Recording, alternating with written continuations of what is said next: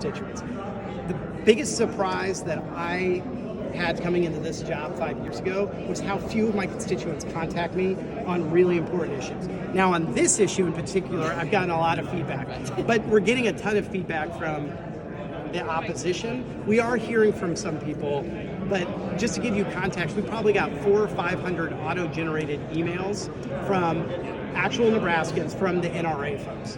So just if each person in here gets 10 people, which is manageable, right? I mean, 100 people, maybe not so manageable, but 10 people, if each of you get 10 people in the state to contact their state senator, you've just masked what the NRA has done, right? And so like, if that's the one takeaway over the next week, is to get 10 people to email their state senator a personal message, because those were auto-generated. Now, it had their name, it had their address, so it's definitely coming from Nebraskans, but that's one way you can combat it. And it's little things that grow into bigger things that then combat that and show people that's not the only opinion out there. In fact, that's the minority opinion. So I think that's one thing you can do. I think, so that's short term, because what you don't want is for the NRA to have the last word. Right. The other thing I think is important, and I tried to strike this balance last week, is there are a lot of gun owners out there that are very sensible owners. Not all gun owners that showed up on Friday were Nazis.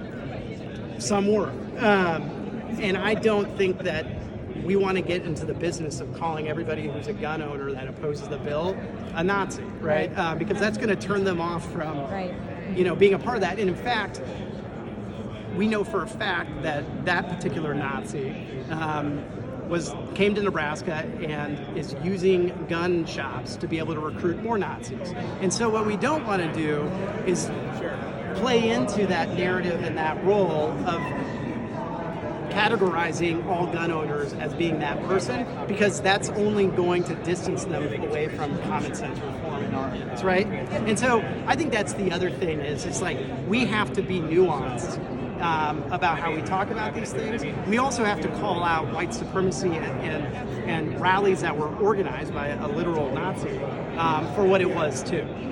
Regardless of whether unsuspecting gun owners got caught up in that, which I think a lot of unsuspecting gun owners did. And so, yeah, I think that's the other thing that we got to think of. And then long term, don't let the issue go away. Just because we're in legislative session doesn't mean that in October and November you shouldn't be contacting your state senators again and reactivating. Get that list of 10 people, that is going to commit to you to reach out.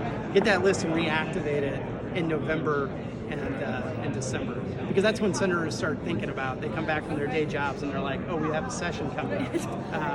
So I think that those are two big things. I don't know. Are there other things? Are you finding that people are educated about this bill, or is it a lot of assumptions? Okay. Yeah. Good question. So we know what to combat or what's coming at us. I'm finding that a lot of people don't understand what due process is, right? Right. And that's fine. It's kind of it's an anomalous type of concept. So I think educating people on what due process is, and the fact that extreme risk protection orders have more due process than a lot of other protection orders actually, and more opportunity, and it's not a permanent revocation of your right. It's temporary. So due process doesn't mean that you do not get any of your rights taken away. It means you have a process by which you get your rights back and you can redress any grievances with the system and the process, right? And so I think educating people on that one, laws like LB 58 have due process. They have more due process than similar type of protection orders. And not only that, due process does not mean that you don't get any rights taken away. No rights are absolute. That's the first thing they teach you in constitutional law in law school, right? What it means is there's a process by which you can appeal and redress your grievances with the court process, right? So I think that's the most succinct way that you can describe that. Now listen, people that are opposed to any gun restrictions whatsoever, they are going to go out and they are going to say there's no due process no matter what. That doesn't make it true. But I think most reasonable people, if you explain the process, that, hey, listen, this extreme risk protection order, one, only if it's ex parte, it's reviewed by a judge.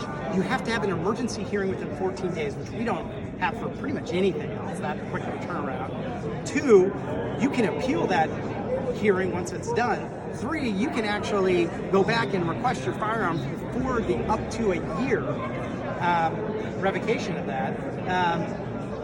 And then you get your firearms back after a year, as long as everything's okay. And so I think describing that process, and then also if somebody uses it, which my amended version on the floor just restricts it to police departments, which I think it should be broader, because I think there's some police departments that may not respond to domestic abuse or other types of domestic instances. But that being said, the amended version, reminding people the amended version, not the amended version, it's not amended yet. My amendment on the floor, that's a key distinction. My amendment on the floor makes it so it's just limited to law enforcement. So if you're concerned about the angry ex, scenario, we've limited it. That being said, if your angry ex goes out and wants to abuse the system and lie to the court, the last laugh is on them, because I have it up to 6 months in jail for falsifying or abusing it.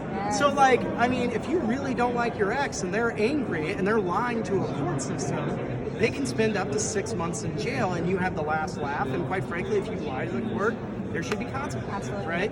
And so also bring that up.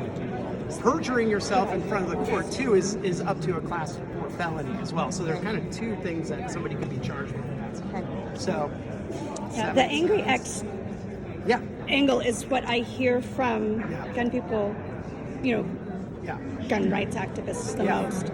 Yeah. Is, my ex can just call and have my guns taken away. And listen, we've narrowed the bill with my amendment just to law enforcement. And not only that, even under the amended bill by the committee, there are severe consequences for using it to harass somebody. There's also consequences for perjuring yourself before the court. That's a class 4 felony. And so there's some people like, it's just a misdemeanor, you're taking away someone's rights. Well, technically, the court could charge, or the prosecutor could charge them with class 4 felony for falsifying and perjuring themselves before the court. So, anyway. Thank you so much. Quiet about the process. What? The governor